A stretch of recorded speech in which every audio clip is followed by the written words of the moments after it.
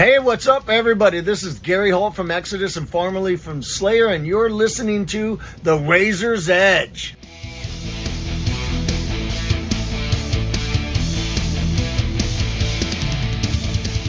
This is Matt from The Razor's Edge. I'm at Bloodstock with Tuskar, who have recently come off the sofa stage. How was it? Your point of view. Oh, it was phenomenal, mate. It was fantastic. It's probably one of the most electric sets Bloodstock's ever seen, to be honest. It's going to be compared to... Megadeth. Yeah, no, it was really good. It'll be compared to that Power Trip set of 2017. I think it'll be compared to... Sorry, I've just knocked your microphone. I'm really sorry. That's all good. It doesn't mind. Yeah, Woodstock Hendrix is what I'm comparing it to. Yeah. No, it was super fun. Like, there's always that nerves before you play where you kind of detach from it. You're just oh, what if it goes wrong? Or what if no one wants to see us? And then you start, and then it all sort of melts away, and you're just in that musical wonderland. Because it's just us and them. Exactly. I feel like being on the poster and the t-shirt's half the battle, to be honest. To be fair, yeah. I didn't really think about it that way. It's always you feel fine about it until you're just about ready to do it, and it's okay, reality has set in now. I don't know, I didn't feel that today. I feel like this journey today has just been really easy experience. I've definitely been nervous before shows, but I feel... It may not have been nerves that I was feeling, and may just hangover. we did to be honest, a little bit too hard yesterday. Have you been here all weekend? I've not been here physically, yes. Yeah. Consciously, no, I've literally just got here.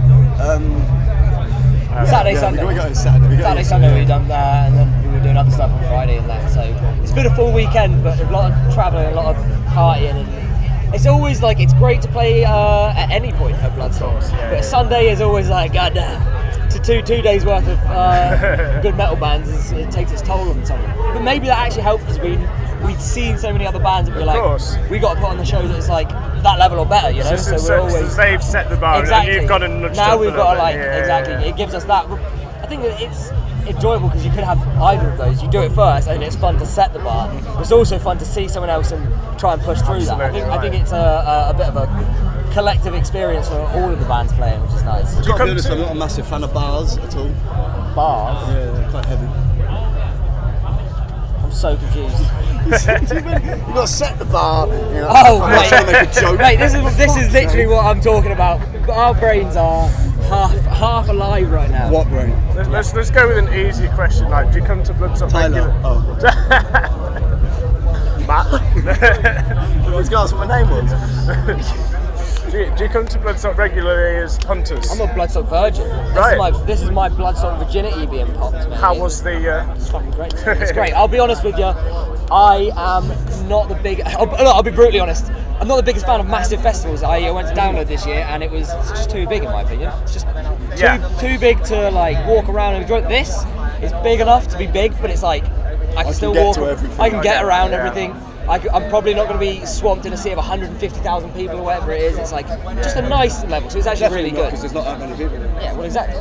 I've always found the distance difficult to download myself, but the bands are cool, so yeah, it's worth it. Yeah. That's it. They do get cool bands, but I like places like Arctangent and stuff where it's so small that you can just I love being able to just wander around the whole space and not feel like I've got an absence. On Friday I was at Boomtown and that was insane. Why is that so big? You wait until we play Glastonbury. Yeah. Are you doing Arctangent this year? We're going to be going. Yeah. Oh, cool. Yeah. Next week. It's a bit of a yearly highlight for us. I'm looking forward to the thought of having to go in that tent again in 3 days. It is a bit of a brutal 1-2, isn't it? Bloodstock straight into Arctangent as well. I think, listen here, Mr. People that book these festivals, move them further apart so we can enjoy them all. Yeah, but everyone wants to be in summer, don't they? Well. Fuck summer. It rains in the summer. To be fair, you might as well do a festival in the winter. Let's have a nice November we can't festival. book Slipknot on that one.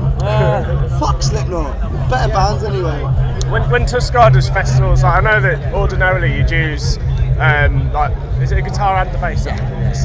If you're doing a fly-in show and that kind of thing where you don't know what kind of gear you're going to get, how does that? They tell us before. Well, sometimes they do, and sometimes they don't. We just depends how well I've advanced it. Right. Yeah. It's just it's the same as always. We essentially, if they see the advance, they know it's going to be a guitar and a bass, air quotes. Right, and yeah. As long as there's some guitar or bass making sound, like, you know, we're not going to get upset that if it's not the right gear and stuff. Like, we like to use our stuff, it's got our sound in it. Yeah. But if we have the opportunity to, you know, fly to an amazing place and play a cool show, we're not going to be like, well, it's got to have this specific, like, just give us something that makes noise, we'll make some noise, and that's pretty half. It's that cavalier sort of attitude. I like that attitude, yeah. It's like, punk, we run a very punk ethos of like our shows and stuff. It's very much just like, We always have been. yeah, it's a bit noisy, it's a bit rock and roll, you know, we'll probably make some mistakes, we'll probably, we'll cover pull them a up and cable we'll have a out or laugh. something like that. But people enjoy that, you know, it's not about, there's a lot of metal bands that are very serious and can be very serious the whole way through, but you know, we like to just be chill with it, so yeah, we obviously be like, if we could have this, is what we want, but most of the time, take what we're given, you know, like, and just have a good time with it. I'll always take what I'm given. When we started all of the like making the sounds and stuff, I didn't even have a full drum kit. like none of our gear was like, well, we want to buy this gear because it's the right stuff. It's just the stuff we happen to have. Sure. Yeah. So we were just like, we're just gonna make the sound with what we have and hope it sticks, and it kind of did. Yeah. And because that sound at the beginning was a bit, I'm gonna keep saying punk instead of DIY. like, DIY instead of janky or shit. Janky, yeah. Yeah, It's janky though, isn't it? it is very janky. That's the whole point behind it. Yeah, it's fun. It's fun jank. I like jank. Jack me up, baby. Well, 18 months on, you must be thinking about some kind of follow-up to Matriarch. I'm trying. Yeah, Yeah. we like it's. Oh man, that's the hardest part, I think. For It us. needs to come back and it needs to be better than Matriarch. It's got to be a step up, otherwise it's Yeah, fucking you're pointless. right. And I think that's a daunting where task we're for at us. right now, like realistically, for me, writing is like an emotional feeling. Right. And everything we've written before has always been about the emotion that I'm going through in my life at that point. Yeah. And Tom as well, to be honest, like every time we've written something or released something, it's always somehow intertwinedly become quite emotional on something that's happened in our lives. And at the minute, we're both in quite good places. Yeah. God, we got to suffer. Yeah, so realistically, we've got to fucking be miserable to be able to write something. So until something fucks up, we might not write It's that, and we've got we're like We're both busy. we don't live when we started the band. We were at uni together, so we Right, lived in the same house together. And now we live like 3 hours apart from each other because of stuff. So Hour and a half. like, well, it feels like 3 hours. It's too far But away. but neither of us drive, so trying to get together for rehearsals and writing sessions, it becomes difficult, and we're both trying to do other things like career-wise. So Yeah, of course. it's not that we're putting anything on the back burner or anything. It's just that, as he said, we want to make something that's better than Matriarch. We only ever want to make stuff that excites us and we're really super passionate about. We've written, so that might take some recorded. time, you know. We went to Portugal and recorded 3 songs, and they're great. One of the best producers probably in the country.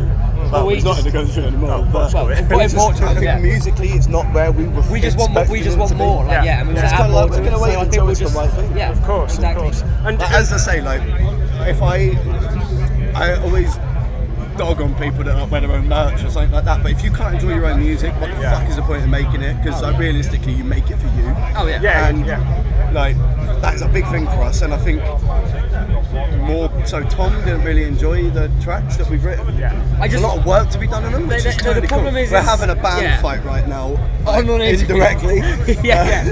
Look, because it was very short notice when we went to do this recording. We the songs been were on there tour, flew out straight and away. came back again. But to me, they felt like the starts of songs rather than a finished product. Okay. So whilst we recorded them, we thought they were great and they sound real cool. And if we could release them, I just personally, we just want to set a higher bar.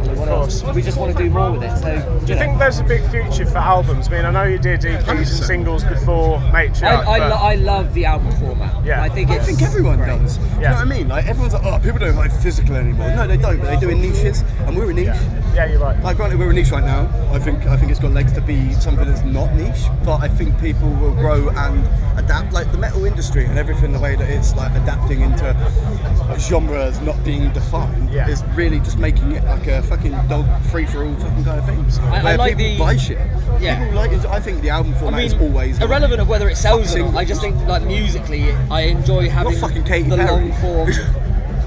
That long form sort of format to put it on, because there are bands that have like, oh, you got to make like singles, you got to get singles out, people want to release that, and that works for some bands, but for me, like, I can't get everything we want over in one single.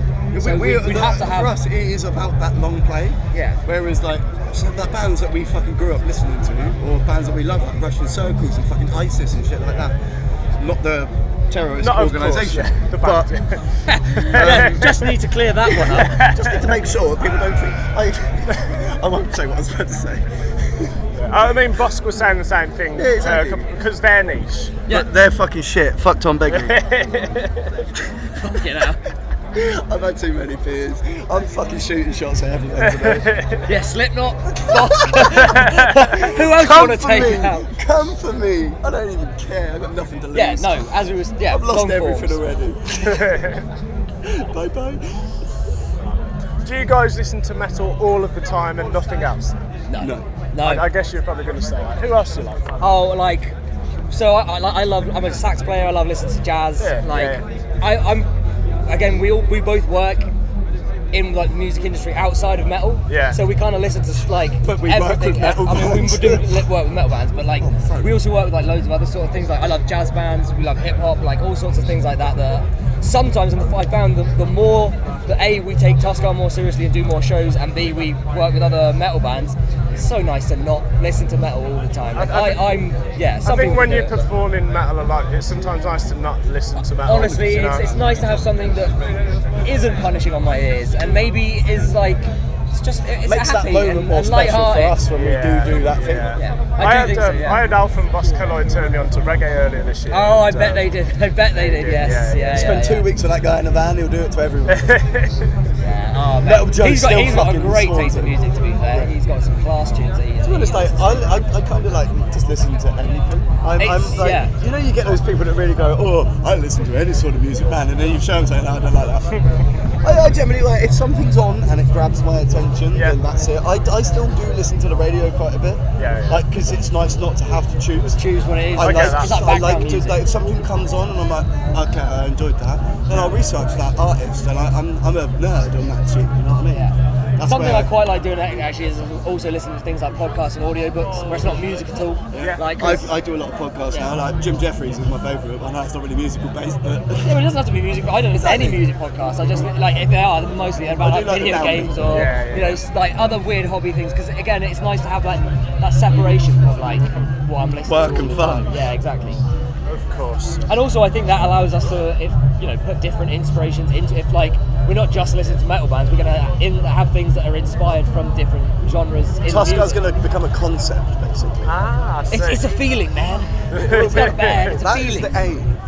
Tuskar is a concept. It's not about us anymore. It's Tuskar's about that horrible the concept. feeling you get after you like wake up after a massive night and you can't quite remember what you've done, but you know you've done something bad and you just feel like shit. That's Tuskar. Here we Let's have answer this next question there, mate. Fuck me. Tuskar innovating post music, if that were a thing. Well, it will be. What's around the corner for you guys? 10. Oh god, that was close. Scout Gallery. Well, with Tuskar, we've got only a couple of shows left, and I think that will allow us. We've both been talking that we want to get more onto the writing and get back into that, because get back that flow of like we used to be able to just It's like. not a really busy year. Yeah, like, we have. been non-stop this year. It's like, But I think we'll spend some time at the end to try and get the bits and bobs together. well, Because we have one of us got. isn't on tour with. Yeah, to be fair, we got a busy year going up in general, but yeah. I know you've been abroad. Like, how do you find the European festivals compare? Oh man, like Mystic Festival, I was bricking myself. That was like. That was cool. That was a cool We've festival. never ever been to Poland in general. Like the fact that they booked us, absolutely amazing. Thank you, Patrick. Not that he's gonna fucking listen to this. I mean, he might do. He might do. He's a really nice man. Book more of my bands. But I love how they actually give you catering compared to here, where you might get a free UK different- festival organisers, up your fucking catering game. Mate, any band would say the same to be thing. fair, I'm telling you that right was now. the best drinks run I've had at a festival in ages. Right, okay. Yeah, but how's I'm not going to Look get at the into state of me, How was the I'm catering ticket you didn't get? I'm joking. That's not me firing shots, just for the record. That was me. Yeah. No, I love all the festivals. I find that in Europe they're like. They have like It's a these different breed cool of places fan. that they can do them in, which I think would be nice to have one, because like Download, like Bloodstock, they're Everything's on a field field. based. Mystic Festival, Brutal Fucking Assault Festival, Shipyard. they're all It's like so in cool. awesome like weird It's literally places, which so kind cool. of adds to the whole sort of experience of it, which I quite like. So yeah, that is always. And that always good. fucking what's the one we did at the beginning of the year? was in Patron in Complexity Festival. Oh, that was. It was like great. a massive It was massive complex. It was a bit more like Desert Fest Art Yeah. Tangent vibe. It's Right, quite smaller, but Complexity Fest Fest, was like, the thing amazing. is, like, really people good. out there are just fucking different. Yeah. Like, you finish a song and it's like quiet, and you're like, fuck, what have I done wrong? And all it's that song. And you're like, okay, we did something right. And they just buy merch. Like, Although as amazing as Complexity here. Fest is, that on the stage we played, there was toilets that had a view, so you could see people. What do you mean? That's not bad for I mean, it was, yeah, it was Didn't miss any interesting. of We the thought gig. it was I need a wee. Thought it was a viewing platform, but it was just a window into the toilets. Yeah. So we were looking up every now and again and seeing someone having a pee going. It was really cool. Which was good, but yeah, that was a cool festival. But that's no really. slander on the UK, of course, festivals. It's No, fun, Art like- Tangent, Desert Fest, Bloodstock, fucking best festival. I'm joking, I'm not going to slag it down. Tuskar, this really has been enlightening. I'm sorry. I apologise. No, not at all. Always lovely to see you both. It's always fun. And thank you for your time. Thank you for I your... don't want to take away your drinking time. What have you got? Whatever we had in the bucket of beers we were given. I've got a tropical storm. I'm on a Stowford Press Dark Berry. Loving a bit of a cider kick, right? I can't really handle the beer. I don't think my stomach... So basically I pooped myself this morning. He did. That's still recording. Good stuff. I had fun with that. I shit my pants today. He had to throw them into the hole in the ground that the toilet is. Right. So I had a bit of a heavy night last night. I was having a wee at 6 o'clock this morning against a fence. Right. And I was like, oh, I need a little fart. It wasn't a fart. It was not safe. I should know my body better. That's the only quote I think you should use for that. It's just It wasn't a fart. It wasn't a fart. It happens to us all. It does. It's not the first time. Definitely won't be the last. Don't take pills on an empty stomach. Jeezy Louis. My mum's gonna eat that. This has been Tuskar at Bloodstock for the Razor's Edge.